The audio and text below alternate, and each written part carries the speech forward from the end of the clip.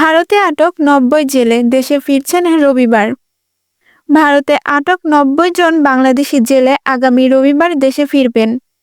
ওই দিন ভারতের ৯৫ জেলেকেও তাদের দেশে পাঠানো হবে। বৃহস্পতিবার পররাষ্ট্র মন্ত্রণালয় এক বিজ্ঞপ্তিতে এ তথ্য জানানো হয়।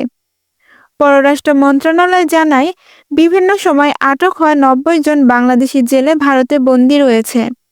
আর বাংলাদেশি কারাগারে আছে ৯৫ জন ভারতীয় জেলে।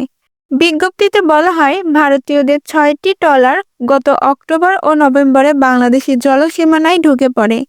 সেগুলোয় মোট ৯৫ জন জেলে ছিলেন।